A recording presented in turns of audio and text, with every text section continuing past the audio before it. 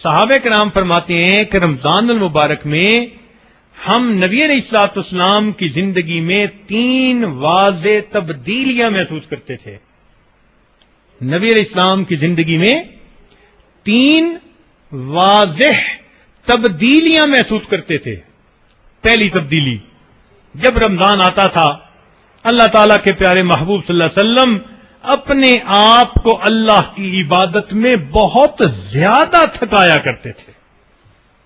یعنی آگے پیچھے بھی اتنی عبادت ہوتی تھی، لیکن جب رمضان آتا تھا تو رمضان میں عبادت میں مشقت اٹھانے کا معیار اور زیادہ ہو جاتا تھا. فرماتے ہیں ایک تو ہم یہ دیکھا کرتے تھے، اور دوسرا نبی علیہ السلام اپنے مال کو اللہ کے راستے میں ایسے خرچ کرتے تھے جیسے تیز چلنے والی کوئی ہوا ہو یا بہنے والا دریا ہو. دونوں ہاتھوں سے اللہ کے دیے ہوئے مال کو اللہ کے راستے میں خرچ کرتے تھے. یہ دوسری تبدیلی محسوس کرتے تھے.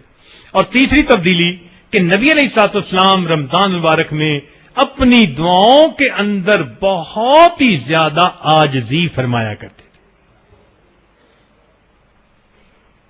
نبی علیہ السلام کو تو اللہ نے بتلا دیا تھا غفر له ما تقدم من ذنب وما تأخر، تو پھر یہ عاجزی کس کے لیے تھی؟ میری اور آپ کی تعلیم کے لیے تھی.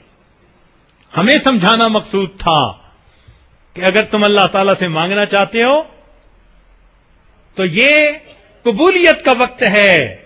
اللہ تعالیٰ کا ارادہ ہے کہ وہ اپنے بندوں کو معاف کریں، بس تم تھوڑا رونے والی صورت بھی بنا لو گے، اللہ تعالیٰ تمہارے بہروپ کو ہی قبول کر لے.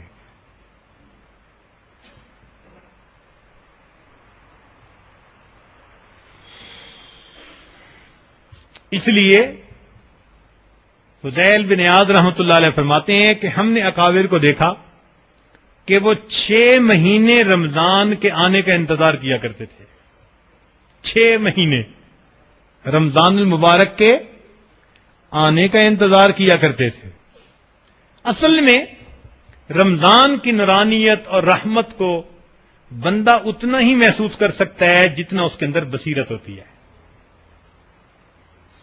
اللہ والوں کے پاس بصیرت ہوتی ہے، وہ بھی رمضان کے منتظر ہوتے ہیں. کائنات میں سب سے زیادہ بصیرت اللہ نے نبی علیہ الصلوۃ والسلام کو عطا فرمائی. تو نبی علیہ الصلوۃ والسلام کا یہ معاملہ تھا کہ آپ رجب میں دعائیں مانگتے تھے، اللہم بارک لنا فی رجبنا وشعبان وبلغنا رمضان.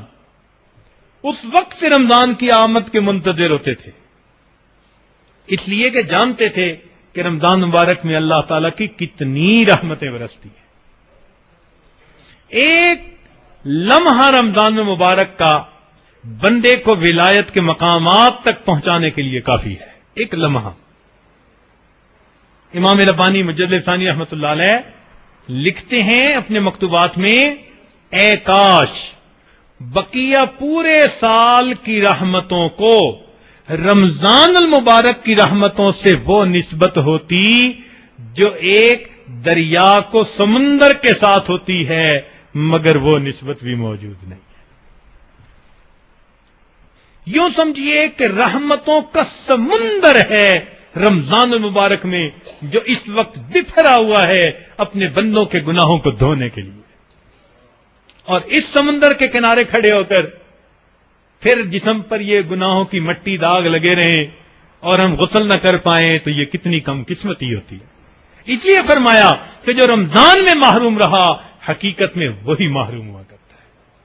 اب بات سمجھ میں آتی ہے. تو ہم اللہ تعالیٰ کے سامنے جھکیں. یہ جھکنا بڑا مشکل ہوتا ہے. جھکنے سے یہ مراد نہیں ہوتا کہ آ کے نماز میں 2 سجدے کر لیے جھک گئے، نہیں. اس کے باوجود گردن میں سریا ہوتا ہے. اگرچہ نماز پڑھ رہے ہیں، گردن میں سریا، ماننی نہیں کسی کی، سننی نہیں کسی کی. نہ ماں باپ کی مانتے ہیں، نہ بیوی کی مانتے ہیں، نہ پیر استاد کی مانتے ہیں، مانتے ہی نہیں کسی کی. دیکھو بھائی، شیطان کو جو رد کر دیا گیا تو اس نے کوئی شراب پی ہوئی تھی؟ کیا گناہ کیا تھا اس نے؟ اس کے اندر خود پسندی کی بیماری تھی. کہنے لگا انا خیر من، میں آج سے بہتر ہوں. گردن اکڑی ہوئی تھی، سجدہ نہ کر سکا، اور اس کی وجہ سے پھر اللہ تعالیٰ نے فرمایا فخرج منہا فإنک رجیم. آج ہم بھی اللہ تعالیٰ کے سامنے جھکنا سیکھیں، اپنی میں کو مٹانا سیکھیں. میرے دوستو، جو انسان اپنی میں کو خود نہیں مٹاتا، اس کی میں کو پھر پروردگار مٹاتا ہے، اور جس کی میں کو پروردگار مٹائے اس کا تماشا دنیا دیکھا کرتی ہے. تو جھکنا سیکھیے. میری فریاد